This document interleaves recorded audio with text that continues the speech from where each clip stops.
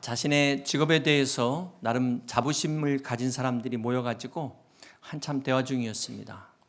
세상의 직업 중에 가장 오래된 직업이 무엇이냐, 이제 이걸 가지고 논쟁을 벌였는데요. 이제 먼저 의사가 봐라, 성경을 보면 하나님이 하와를 창조하실 때 아브라함을 깊이 잠재우고 그 갈비뼈를 취해가지고 하와를 만들지 않았냐.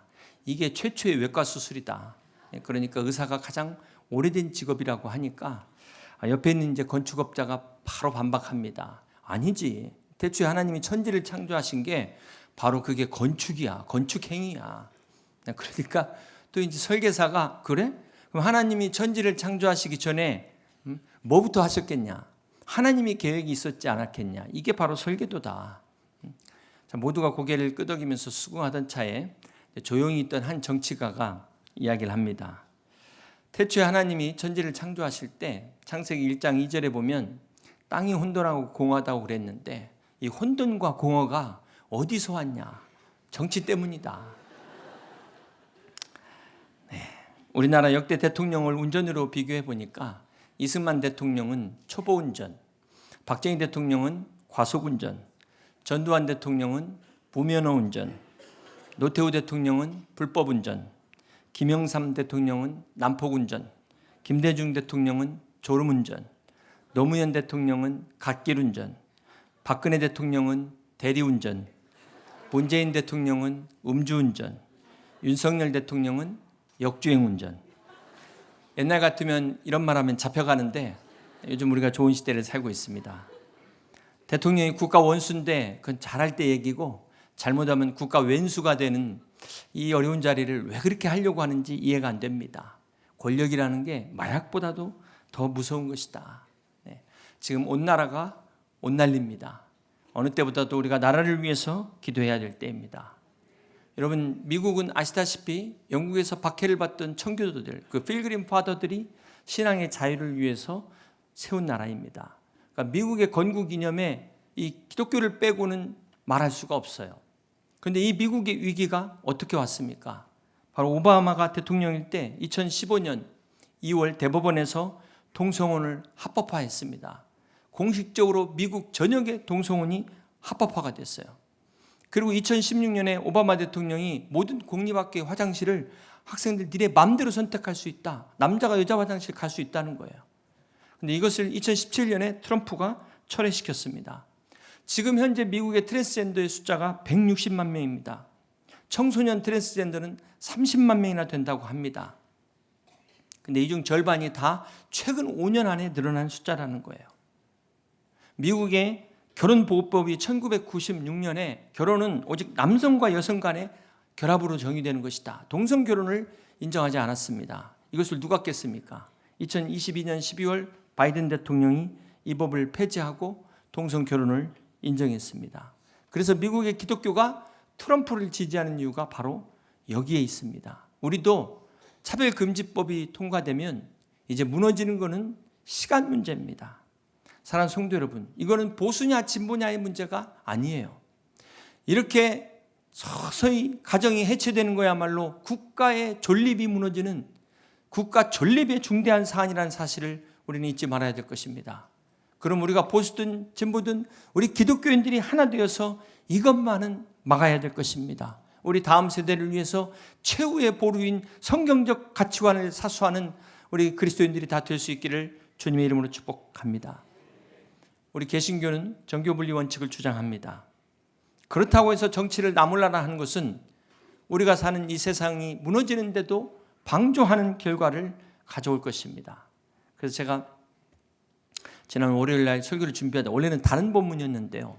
도저히 이런 시국에 이렇게 할 수가 없겠더라고요. 그래서 본문을 바꿨습니다.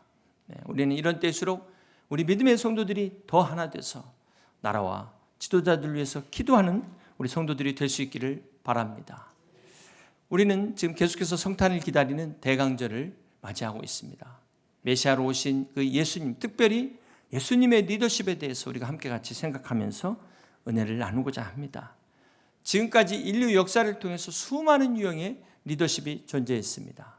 그 중에 여러분 서번 리더십 많이 들어보셨죠?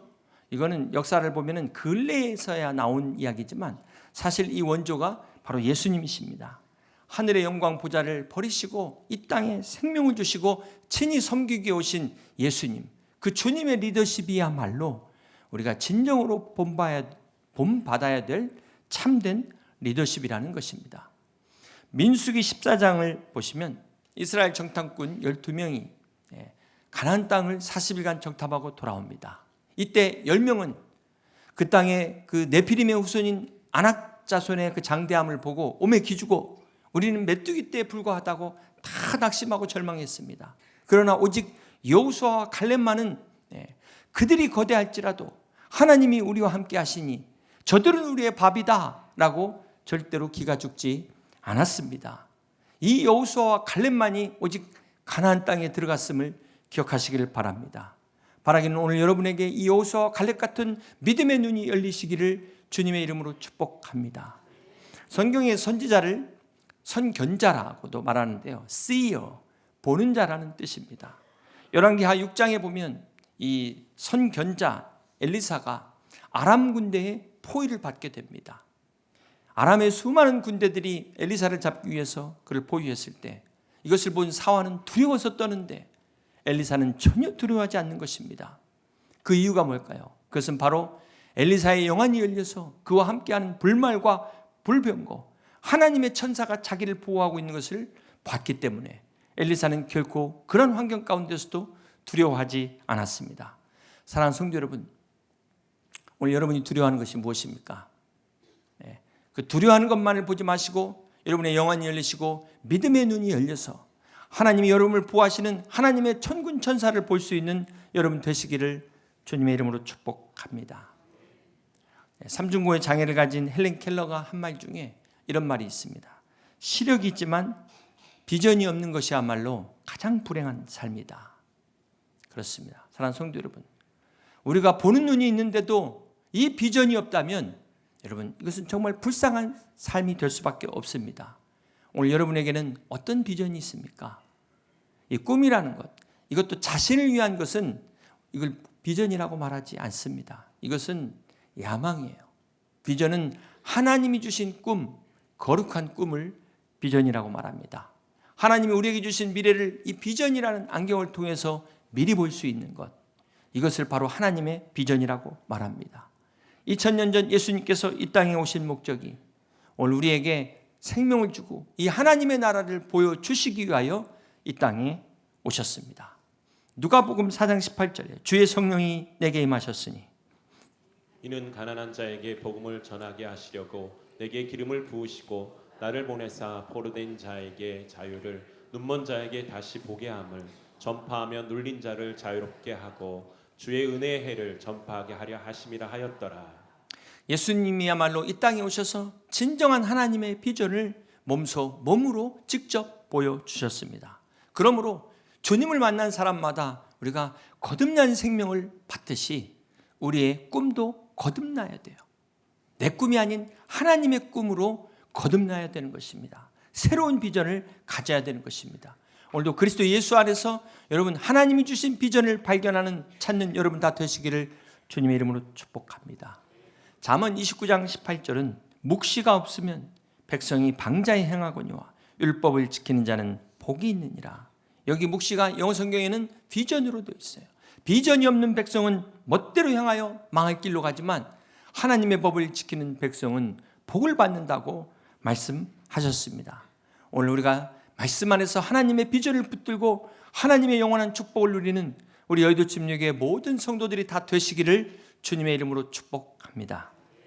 미국의 많은 역사자들과 전문가들이 역대 미국의 대통령을 평가하는데 지금까지 가장 많은 1위, 역대 최고의 대통령은 바로 아브라함 링컨이었습니다. 현 미국 대통령의 저 강력한 권한은 이 링컨 때 만들어졌다고 하는데 이 링컨의 가장 위대한 업적이 여러분 잘 아시는 것처럼 노예 해방뿐만 아니라 미국을 남북으로 통일했다는 것, 이것이 미국 사람들이 가장 1위로 꼽는 이유라고 합니다. 이 링컨의 이력을 잠깐 소개해드리면 9살에 어머니를 여인 후에 23세 사업에 실패합니다. 24세 주의회 선거에 떨어지게 되고 25세에 또 사업을 파산하고 26세 약혼자가 사망하게 됩니다. 30세 주의 의장직 선거에서 떨어지고 32세 부통령 출마에서 떨어집니다. 35세 하원의원 선거에서 낙선하고 36세 하원의원 공천에서 탈락하고 40세 하원의원 재선거에서 낙선합니다. 47세 상원의원 선거에서 낙선하고 48세 부통령 후보에서 낙선하고 50세 상원의원 출마에서 낙선합니다. 이게 링컨 대통령의 이력이에요. 그럼에도 포기하지 않고 그는 마침내 제16대 미국 대통령에 당선됩니다. 링컨이 이렇게 많은 실패에도 끝까지 그가 무너지지 않고 일어설 수 있었던 비결이 무엇일까요? 그의 어머니 낸시 행크스 링컨은 독실한 침례교 신앙인입니다. 어려서부터 링컨에게 신앙을, 성경책을 유산으로 물려주었다는 일화를 우리는 너무나도 잘 알고 있습니다. 사랑하는 성도 여러분, 혹 실패 가운데 낙심하고 있지는 않으십니까? 시편 119편 18절에 내 눈을 열어서 주의 법에 기이한 것을 보게 하소서. 오늘 우리가 어떠한 고난과 역경과 실패 가운데 있다 할지라도 이 시간 믿음의 눈을 열어서 하나님의 기이한 역사를 볼 수 있는 여러분 다 되시기를 주님의 이름으로 축복합니다. 두 번째로 우리가 생각해 볼 것은 오늘 본문 마태복음 20장 26절을 함께 봅니다. 너희 중에는 그렇지 않아야 하나니 너희 중에 누구든지 크고자 하는 자는 너희를 섬기는 자가 되고 너희 중에 누구든지 으뜸이 되고자 하는 자는 너희 중에 종이 되어야 하리라. 인자가 온 것은 섬김을 받으려 함이 아니라 도리어 섬기려 하고 자기 목숨을 많은 사람의 대속물로 주려 함이니라. 하나님의 독생자이신 예수님께서 이 땅에 오신 목적은 우리에게 영생을 주시기 위하여 이 땅에 오셨다고 말씀합니다. 예수님을 킹 서번, 섬기는 왕으로 오셔서 섬김의 삶을 사셨습니다. 미국의 유명한 신경 정신과 의사이며 베스트셀러 작가인 스캇 팩은 그가 예수님을 믿게 된 동기를 수많은 종교를 연구하다가 자기가 예수 그리스도를 영접하게 되었다라고 이야기합니다. 그가 많은 종교들을 연구했는데요. 모든 종교들을 다 보면서 그들이 주장하는 신들 중에 오직 희생하는 신, 진정으로 사랑하는 신은 예수님밖에 없었다는 겁니다. 모든 종교에는 이 추종자들이 있잖아요. 또 교리가 있고. 그런데 정작 자신을 희생하는 그 신은 예수님밖에 없었다. 그래서 내가 예수님을 믿는 크리스찬이 되었다라고 고백을 하고 있습니다. 그렇습니다. 사랑하는 성도 여러분, 우리 예수님은 하나님이십니다. 그 하나님이 죄로 인해 영원히 죽을 수밖에 없는 우리 인생들을 불쌍히 여기셔서 살리시고 회복하시기 위하여 친히 이 땅에 오셨습니다. 만왕의 왕이신 예수님께서 섬김의 본을 보이기 위하여 이 땅에 오신 사건이 바로 성탄절입니다.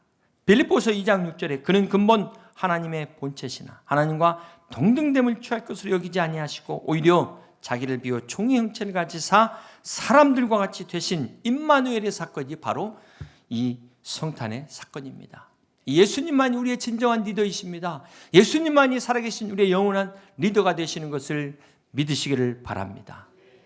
여러분, 세상의 이 리더십과 예수님의 리더십의 차이가 뭘까요? 우리가 보통 리더십을 두 가지로 말한다면 이 권위주의적, 통제지향적인 CEO, 보스라고 말합니다. 그런가 하면은 아주 자발적인 창조적 CEO를 리더라고 합니다. 보스와 리더의 차이가 뭘까요? 보스는 막 좀 위협적이고 강압적으로 겁을 준다면은 리더는 희망을 주고 소망을 주고 자유를 주는 것이 리더입니다. 보스는 가라라고 명령하지만 리더는 가자. 이게 리더라는 거예요. 보스는 들을 귀가 없어요. 귀가 막혀 있지만 리더는 듣는 귀가 열려 있는 사람입니다. 보스는 권위를 의존하는 사람이라면 리더는 선의를 의존하는 사람입니다. 보스는 항상 내가라고 이야기한다면 리더는 우리를 이야기하는 사람이 리더라는 거예요. 여러분 어느 쪽에 계십니까? 어떤 리더를 원하십니까?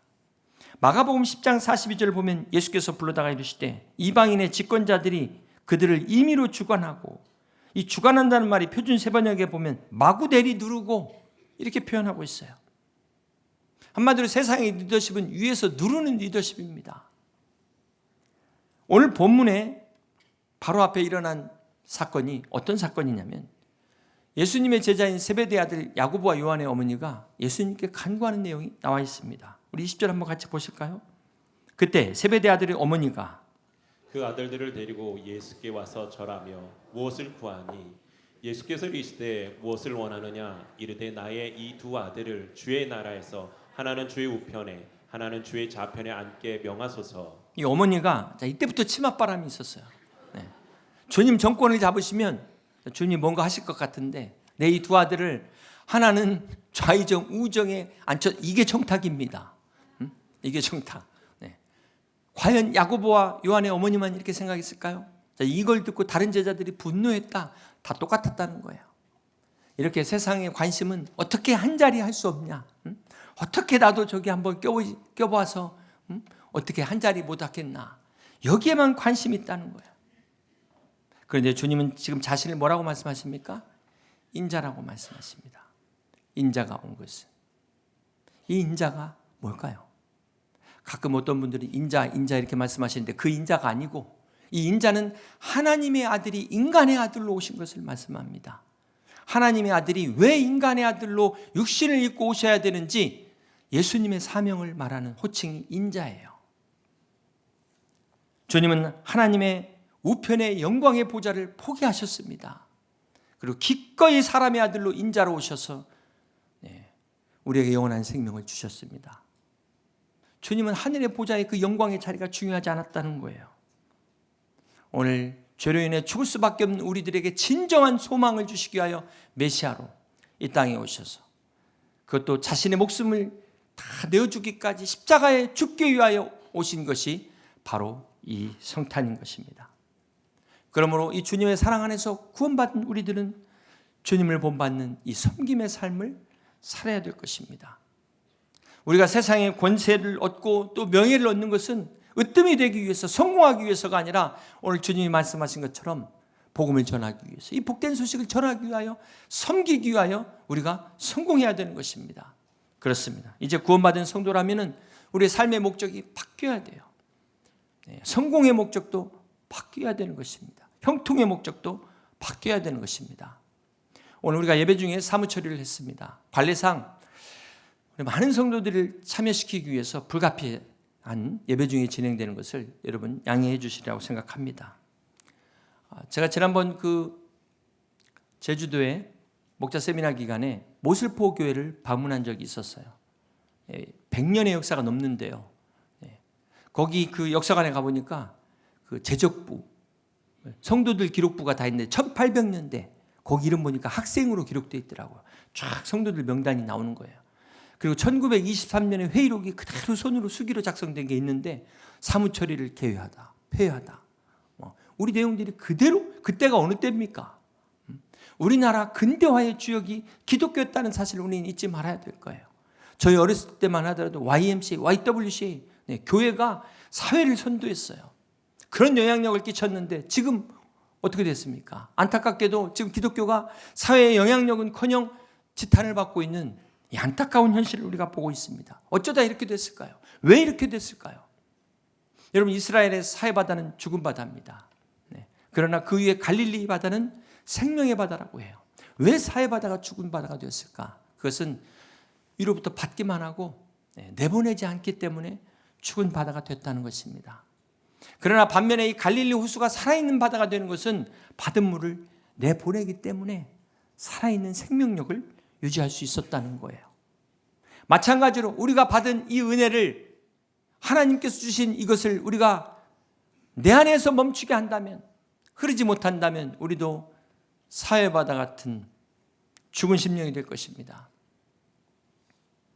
사랑하는 성도 여러분, 오늘 우리 그리스도인들이 이 지탄을 받는 것, 바로 이것이 우리가 하나님으로부터 받은 이 은혜를 흘려보내지 않기 때문이라는 것. 그렇기 때문에 우리가 썩는다는 사실을 우리는 잊지 말아야 될 것입니다. 그러므로 먼저 내 자신을 위해서라도 우리가 먼저 하나님 받은 이 은혜를 흘려보낼 수 있는, 여러분의 헌신과 봉사와 물질을 흘려보내는 복된 삶이 되시기를 주님의 이름으로 축복합니다. 미국의 하버드 대학의 교수였던 헨리 나우현 박사가 갑자기 어느 날 교수직을 사임하고 정신박약자 수용시설의 직원으로 들어간 게 신학계의 화제가 되었습니다. 세계적으로 유명한 신학자입니다. 그에 져서 20여 권은 모두 다 베스트셀러입니다. 그가 자신의 명예와 이 높은 이 보수와 특혜를 보장하는 하버드 대학의 교수직을 버리고 정신박약자 시설에 가서 장애 아이들을 돌보는 것에 대해서 사람들이 어떻게 왜 그럴까? 많은 사람들이 궁금해했습니다. 그렇게 몇 개월 동안 침묵을 지키던 헨리 나우엔 교수는 예수의 이름으로라는 책에 이렇게 대답을 했습니다. 그가 어려서부터 천재와 신동으로 불리면서 하버드 대학의 교수까지 올라왔고 그동안 오직 성공을 향하여 꼭대기를 향하여 오르막길을 추구하던 어느 날 정신박약자 이 아담이라는 작은 아이를 만났을 때 그 아이를 통해서 예수님을 발견한 겁니다. 오르막길에서는 보이지 않았던 예수님을 내리막길에서 만날 수 있었다라고 이야기합니다. 사랑하는 성도 여러분, 혹시 오르막길에서 예수님을 찾고 있지는 않습니까? 우리 주님이야말로 가장 높은 하늘 보좌에서 가장 낮은 길로 내려오셨어요. 이것이 은혜입니다. 은혜는 위에서부터 아래로 흐르는 곳에 있습니다. 사랑의 주님이 우리를 위하여 친히 기꺼이 내려오신 것처럼 우리도 오르막이 아닌 내리막을 선택할 수 있는 은혜가 있으시기를 주님의 이름으로 축복합니다. 진정한 리더는 올라가는 게 아니라 내려와야 되는 거예요. 네. 오늘 모든 문제가 여기서 시작됩니다. 주님의 사랑 안에서 구원받은 우리가 축복받은 이유는 세상 권세 명예를 나만 누리라고 주신 게 아닙니다. 네. 이것을 통해서 이 주님의 복된 소식을 전하라고 다른 사람을 섬기라고 하나님이 여러분을 올려주셨다는 것 잊지 마시기를 바랍니다. 그러므로 우리가 이 주님의 사랑을 깨달았다면 오늘 우리의 자리에서 우리보다 낮은 자리에 있는 자들을 돌아봐야 돼요. 이것이 주님의 섬김입니다.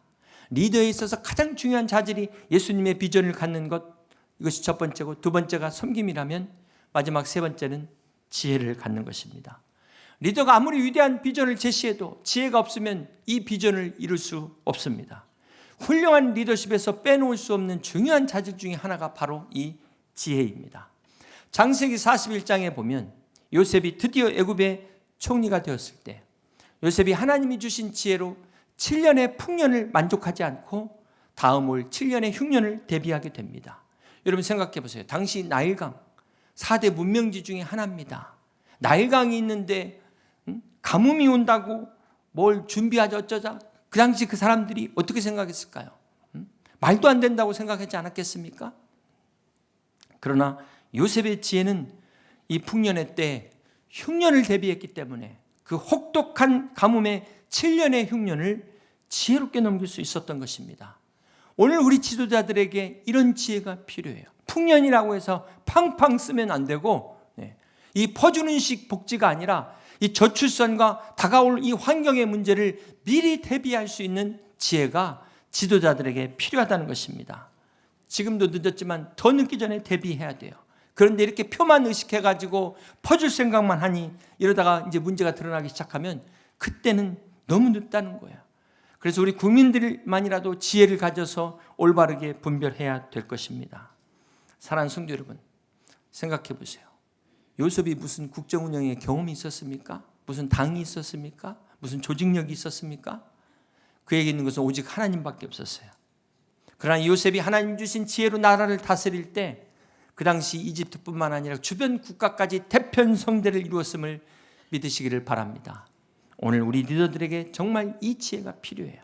오늘 우리의 삶에도 요셉과 같은 지혜가 가득하시기를 주님의 이름으로 축복합니다. 열왕기상 3장에 보면 솔로몬이 왕이 되어 하나님 앞에 1000번째 예배를 드립니다. 그러자 하나님께서 그걸 너무 기뻐하셔서 꿈에 나타나서 요셉에게 네가 원하는 것은 무엇이든 구하라 말씀하세요. 여러분, 때는 이때 아닙니까? 여러분 같으면 무엇을 구하시겠습니까? 그런데 솔로몬은 지혜를 구했어요. 자, 이걸 보면 솔로몬이 얼마나 지혜로운지, 하나님의 지혜를 받기 전부터 지혜로운 자였다. 그런데 거기에 하나님의 지혜까지 더했으니 얼마나 지혜가 충만했겠습니까? 열왕기상 3장 12절 봅니다. 내가 내 말대로 하여 내게 지혜롭고 총명한 마음을 주노니 내 앞에도 너와 같은 자가 없거니와 내 뒤에도 너와 같은 자가 일어남이 없으리라. 이 솔로몬의 지혜는 솔로몬 시대가 이스라엘 역사상 가장 강력한 힘과 부를 누린 그러한 시대였음을 믿으시기를 바랍니다. 이처럼 지도자 한 사람이 너무나 중요해요. 지도자 한 사람의 지혜가 나라를 성하기도 하고 흥하기도 하고 나라를 망하기도 할 수 있다는 사실을 우리는 잊지 말아야 될 것입니다. 오늘 여러분에게 이 하나님의 지혜가 함께 하시기를 주님의 이름으로 축복합니다. 오늘날 링컨에게 어떤 사람이 물었습니다. 리더십에서 가장 중요한 것이 무엇입니까?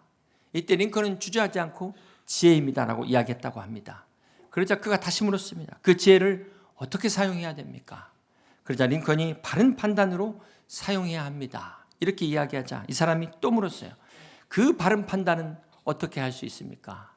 그러자 링컨은 틀린 판단을 하면서 배우는 겁니다.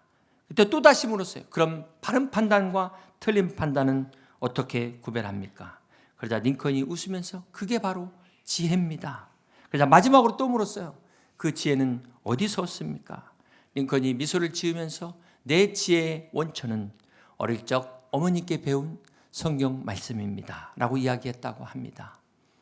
사랑하는 성도 여러분, 잠언 1장 7절에 여호와를 경외하는 것이 지식의 근본이라고 말씀하셨습니다.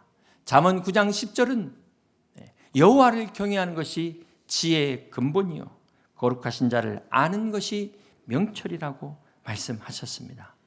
오늘 저와 여러분에게 이 지혜와 이 명철이 가득하시기를 충만하시기를 주님의 이름으로 축복합니다. 이제 말씀을 정리합니다. 사랑하는 성도 여러분, 오늘 이 시대에 아무리 솔로몬과 같은 링컨과 같은 그런 지혜로운 지도자가 있어도 따르지 않으면 무슨 소용이 있을까요? 우리는 먼저 지도자를 잘 세워야 되지만 일단 세웠다면 따라야 되지 않겠습니까? 지도자를 세워놓고 밑에서 흔들어버리고 반대한다면, 끌어내린다면 이거는 지금 내가 탄 배를 침몰시키는 행위라는 거예요. 사랑하는 성도 여러분, 세상의 다수는 하나님을 부인합니다. 하나님을 대적합니다. 다수가 모여서 한 일은 항상 바벨탑을 쌓았어요. 바벨탑 사건은 창세기에서 끝난 것이 아니라 지금도 많은 사람들이 모여서 다수가 하는 일은 바벨탑을 쌓고 하나님께 도전하고 하나님을 대적하는 일을 하고 있다는 것입니다. 오늘 우리가 이런 세상 속에서 그리스도인으로 산다는 게 결코 쉽지 않아요. 외로운 길입니다. 결코 녹록지 않습니다. 그러므로 오늘 우리의 소망은 민주주의가 아닙니다. 우리는 하나님주의로 가야 돼요. 성경주의, 말씀주의를 가야 되는 것입니다. 이렇게 이야기를 해도 교회 안에서 민주주의를 주장하는 답답한 사람들이 있다는 거예요. 여러분, 인간의 죄성, 이 연약함을 아신다면 제도가 아무리 좋은 민주주의 제도가 더 좋은 제도가 나와도 부패한 인간은 타락할 수밖에 없어요. 성경의 역사를 알면 결코 다수는 항상 하나님을 대적했다는 것 잊지 마셔야 돼요. 이스라엘 역사는 오늘 인류의 역사이고 오늘 인간의 본성을 이야기하고 있다는 사실을 잊지 마시길 바랍니다. 그러므로 우리는 민주주의를 지향하는 것이 아니라 하나님주의를 지향하는, 하나님을 향해 나가야 되는 복된 성도들 되시기를 주님의 이름을 축복합니다. 오늘 주님께서 인자로 오신 것은, 이 땅의 성탄을 우리에게 주신 것은 주님만이 우리의 생명이시기 때문에 그렇습니다. 주님만이 우리의 지금 이 모든 문제의 해답이신 것을 믿으시기를 바랍니다. 주님만이 우리의 진정한 리더이십니다. 아니, 영원한 리더이십니다. 오직 주님만 의지하시며 오늘 임마누엘의 구주로 오신 그 주님 안에서 주님의 비전을 우리가 가슴에 품고 주님의 섬김의 삶을 우리가 본받고 이 지혜를 본받는 여러분 다 되시기를 주님의 이름으로 축복합니다. 그래서 우리 유정자들뿐만 아니라 오늘 우리 각자 부르심받은 우리 가정에서 그 삶의 현장에서 빛과 소금의 사명을 다하는 이 시대에 참된 리더로 세워지는 우리 여의도 침례교회 모든 성도들 다 되시기를 주님의 이름으로 간절히 축원합니다. 우리 말씀 생각하시면서 함께 같이 찬양하고 기도하시겠습니다.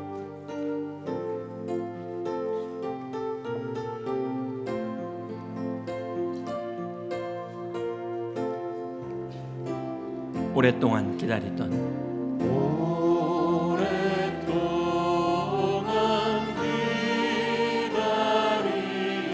주님 강림하셔서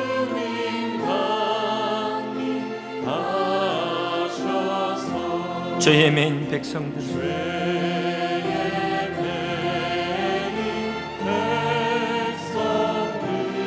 자유 얻게 하시니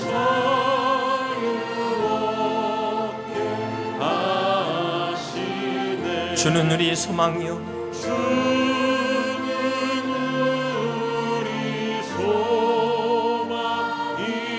힘과 위로 되시니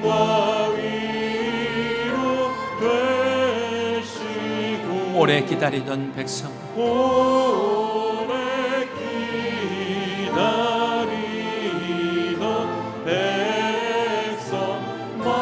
많은 복을 받겠네. 이 시간 함께 같이 기도하길 원합니다.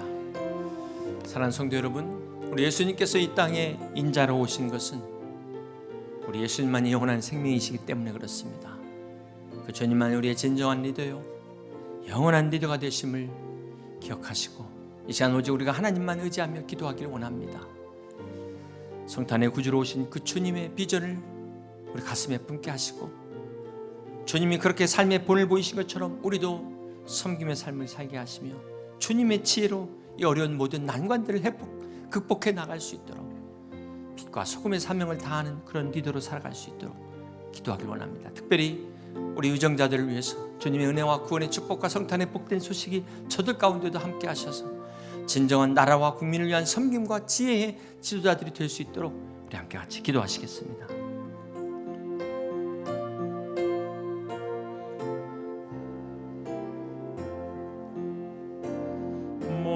모든 백성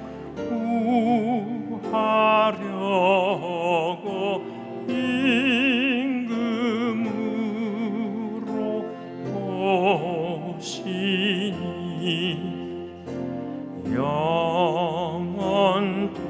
영원토록 우리들을 친히 다스리시네. 죄로 상한 우리 마음 은혜로서 고치고 주의 빛난 보좌 앞에 이르도록 하소서.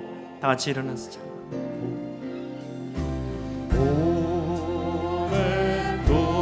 오랫동안 기다리던 주님 합리하셔서 죄의 매인 백성들을 죄의 매인 백성들 자유 얻게 하시고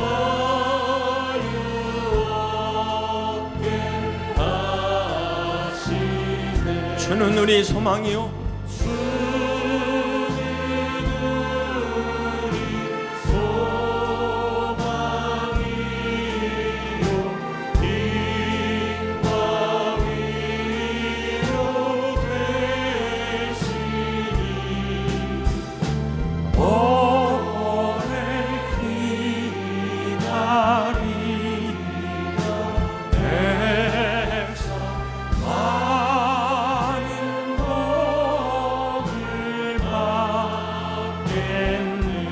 모든 백성 구하려고 모든 백성 구하려고 임금으로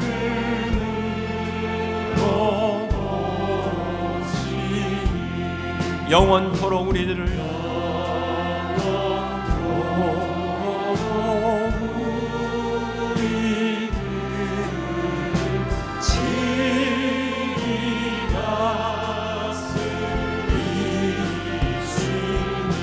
죄로 상한 우리 마음